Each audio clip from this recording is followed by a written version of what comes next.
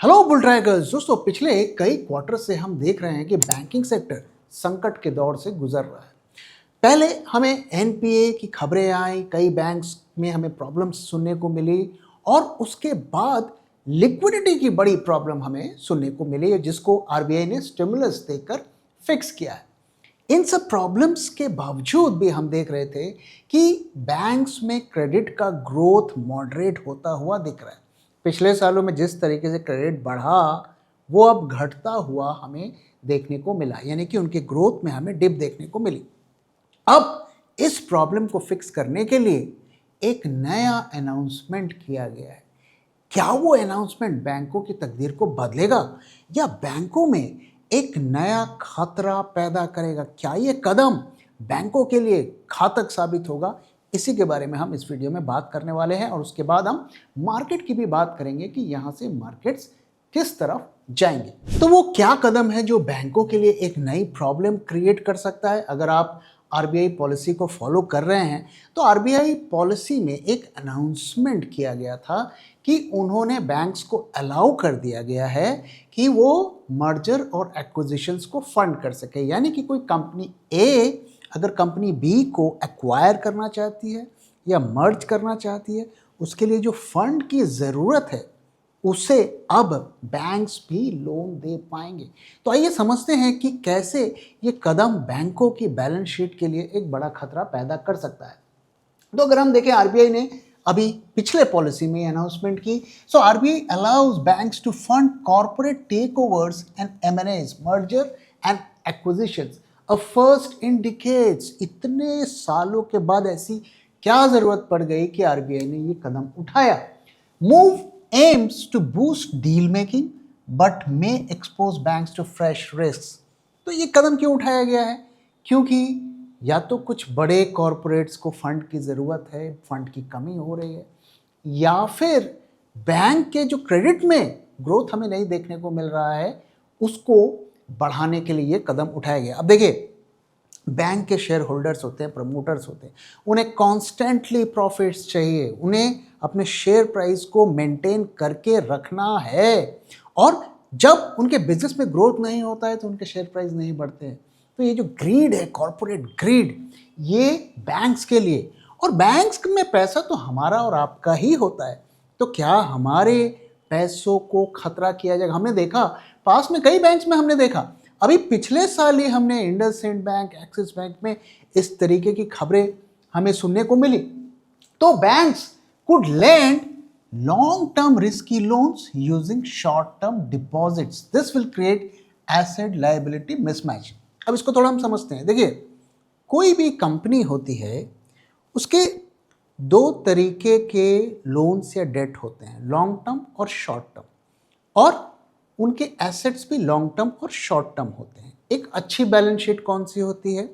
जिसमें आप long term जो आपके नीड्स हैं उसके लिए आप लॉन्ग टर्म लोन को लेते हैं, और शॉर्ट टर्म लोन्स को आप मीट करने के लिए, जो नीड्स है उसको मीट करने के लिए आप शॉर्ट टर्म लोन्स को लेते हैं। जब भी आप लॉन्ग टर्म लोन्स को यूज़ करके शॉर्ट टर्म नीड्स को मीट करते हैं, या शॉर्ट टर्म लोन्स को यूज़ करके लॉन्ग टर्म नीड्स को मीट करते हैं, तो वो बैंक्स की बैलेंस शीट को के लिए खतरा पैदा करता है, वो नेगेटिव होता है, और वो कंपनी एक पुअरली मैनेज्ड कंपनी होती है। ये अकाउंटिंग का रूल है, जो लोग अकाउंटिंग समझते हैं वो इस पर और डिटेल शेयर कर सकते हैं।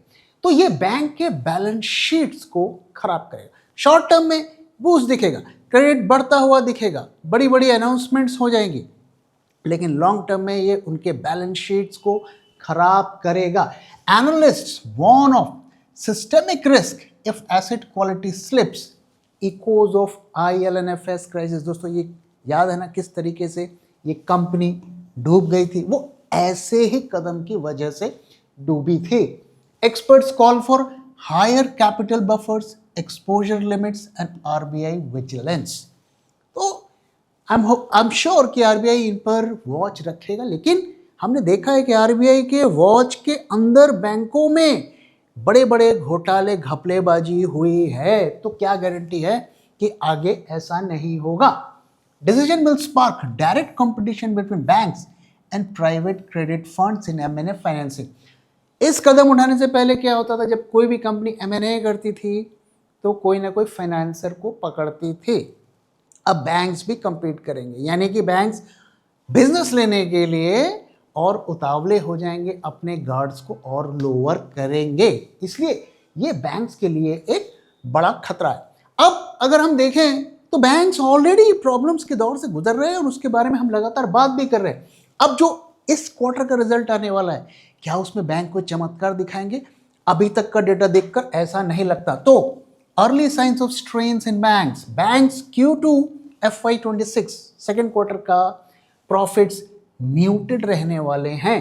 Treasury gains drop, cost rise. हम जानते हैं कि बैंक्स के पास जो एक्सेस पैसा पड़ा होता है वो तरीके से इन्वेस्ट करते हैं, उसे हम ट्रेजरी गेन्स कहते हैं, वहाँ से भी वो प्रॉफिट कमाते हैं, तो उसमें ड्रॉप देखने को मिला है। क्रेडिट ग्रोथ स्टेडी, पिछले सालों में ये 20-22% से जो क्रेडिट बढ़ रहा था, अब 13-14% से हो रहा है। साथ ही डिपॉजिट ग्रोथ वीकर, आपको ध्यान में रखना पड़ेगा, जो बैंक के पास डिपॉजिट आते हैं वो चीपेस्ट फॉर्म ऑफ कैपिटल होता है, तो जब वो नहीं आएगा तो बैंक को पैसे बाहर से लेने पड़ेंगे, तो ये भी नेगेटिव है। मार्जिन्स अंडर प्रेशर, प्रॉफिटेबिलिटी प्लेटूइंग, यानी कि अब प्रॉफिट एक तरीके से टॉप बना चुका है, इससे ज़्यादा नहीं बढ़ेगा। एसेट क्वालिटी अभी तक कोई अलार्मिंग नहीं है। कुछ कंपनीज को अगर हम छोड़ दें, इंडसइंड और एक्सिस, हमने उसके बारे में डिटेल में बात की है। ज़्यादातर बैंक्स के अभी तक सिचुएशन नॉर्मल दिख रही है। दोस्तों याद रहे, यस बैंक का केस होने से पहले सब कुछ नॉर्मल ही दिख रहा था, कुछ भी अलार्मिंग नहीं था। New M&A lending could stretch balance sheets just as profits cushions shrink। तो आप देख सकते हैं कि जो मैंने आपको एक्सप्लेन किया कि बैंक की बैलेंस शीट इस कदम की वजह से काफ़ी ज़्यादा बुरी हो सकती है अगर प्रॉपर डिसिप्लिन को फॉलो नहीं किया गया। बुल ट्रैक में हमारी ये कोशिश रहती है कि जो भी हमसे जुड़ें उन्हें हम सही रास्ता दिखा सकें, और इसका प्रूफ है हमारे पोर्टफोलियोज। ये है 2021 का पोर्टफोलियो, और इसी ड्यूरेशन में अगर आप निफ्टी का रिटर्न देखेंगे तो वो 40% से कम है, और अगर आप हमारे 2024 पोर्टफोलियो को देखें तो वहाँ के रिटर्न्स करीब 18% हैं। आप में से कई लोगों ने हमारे पोर्टफोलियो का बेनिफिट उठाया है, लेकिन आप में से कई सारे लोग ऐसे भी हैं जो ये सीखना चाहते हैं कि कैसे हम इसी तरीके के हाई परफॉर्मिंग पोर्टफोलियोज को खुद से डिज़ाइन कर सकते हैं, और कैसे हम मल्टीबैगर स्टॉक्स को खुद से आइडेंटिफाई कर सकते हैं। और इसीलिए हम लेके आ रहे हैं invest for alpha 2.0, this time bigger better boulder, जहां आप सीखेंगे कैसे मल्टीबैगर स्टॉक्स ढूंढें, कैसे निकालें स्टॉक्स की रियल वैल्यूएशंस, और क्या वो की मिस्टेक्स हैं जिसे करके इन्वेस्टर्स अपने लाखों रुपए डुबाते हैं। नवंबर 8 एंड 9 2025 सुबह 10 बजे से लेके शाम के 6 बजे तक। तो अभी विजिट करें हमारी वेबसाइट bulltrack.in पे, या हमसे कांटेक्ट करें स्क्रीन पर दिए हुए नंबर पे। Register now.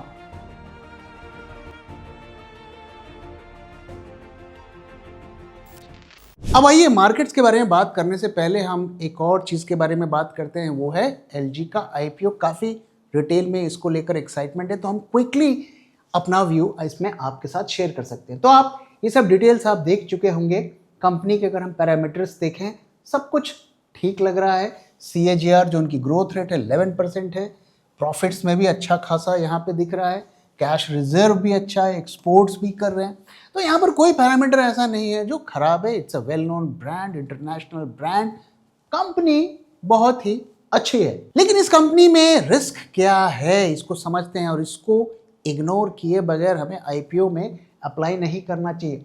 तो यहाँ पर अगर हम देखें, ये की रिस्क है। इसमें सबसे बड़ा रिस्क क्या है?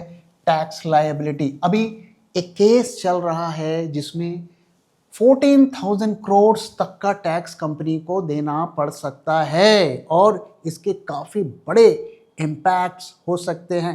तो इस खबर को हमें इग्नोर नहीं करना चाहिए। आप देख सकते हैं कि साथ में इनका टैक्स लिटिगेशंस भी चल रहे हैं, ongoing disputes totalling 2700 crore, income tax, GST and customs. तो adverse ruling could erode 40 to 50% of net worth and force heavy provisioning of cash flows. तो ये बड़े रिस्क हैं, इसे हमें इग्नोर नहीं करना चाहिए। साथ ही एक और चीज़ मैं आपके साथ शेयर करता हूँ कि ये दरअसल आईपीओ जो है ना, ये ऑफर फॉर सेल है, यानी कि ये पूरा का पूरा पैसा प्रमोटर के पास जाएगा, ये कंपनी में राउट नहीं होगा, इस पैसे का इस्तेमाल कंपनी की ग्रोथ में नहीं होगा। एक तरीके से ये एग्जिट है प्रमोटर्स का। और इनका रॉयल्टी को लेकर जो पेरेंट कंपनी है उनके साथ जो रॉयल्टी का इशू है उसको लेकर भी इश्यूज चल रहा है। तो significant royalty liability 6744 crore under tax review, adverse ruling could wipe out 3.5 times of total profits. काफ़ी ज़्यादा रिस्क फैक्टर है और इसीलिए अगर आप देखें तो इस आईपीओ को सस्ता रखा गया है। अगर हम इसके बैंड की बात करें तो 1140 ये इसका अपर बैंड है, इफ आई एम करेक्ट। अब हमने इसकी वैल्यूएशंस की स्टडी की है और ये आईपीओ चीप है। ये आईपीओ का जो वैल्यू है वो 1300 रुपए के आसपास है, यानी कि कंपनी ने 150-200 रुपए छोड़ दिए हैं। ये एक तरीके का लालच है कि आप हमारे आईपीओ को सब्सक्राइब करिए, लेकिन हमारी सलाह ये रहेगी कि अगर आप तो लिस्टिंग गेन को लेने के लिए करना चाहते हैं तभी इसमें घुसे। ये कंपनी इस स्टेज पर लॉन्ग टर्म के लिए नहीं है, तो लॉन्ग टर्म के लिए हमें आईपीओ को सब्सक्राइब नहीं करना है। अगर आप सट्टा खेलना चाहते हैं, लिस्टिंग गेन लेना चाहते हैं तो बेशक करिए, क्योंकि इसमें वैल्यू थोड़ी सी प्रोमोटर्स ने छोड़ दी है, आईपीओ वालों ने छोड़ दी है रिटेल वालों को ललचाने के लिए। अब मार्केट्स में बढ़ने से पहले आइए एक एफआईआई डीआईआई का खेला थोड़ा हम समझ लेते हैं। तो ये बहुत ही यूनिक साल है 2025 और ये साल ऐसा है कि ये एग्जिट्स का साल है, यानी कि प्रमोटर भी बेच रहा है, एफआईआई भी बेच रहा है, जितने बड़े बड़े इन्वेस्टर्स हैं वो बेचकर निकल रहे हैं। खरीद कौन रहा है? रिटेल वाला खरीद रहा है। रिटेल ने डीआईआईज को पैसे दे रखे हैं और डीआईआईज खरीद रहे हैं। और एक और जो खास बात है इस साल की वो ये है कि एफआईआईज ने रिकॉर्ड तोड़ सेलिंग की है, 2.02 लाख करोड़ से ज़्यादा की सेलिंग कर ली है और डीआईआईज ने भी रिकॉर्ड बना दिया है। अब देखिए कि mutual funds have pumped 3.7 trillion crore, यानी कि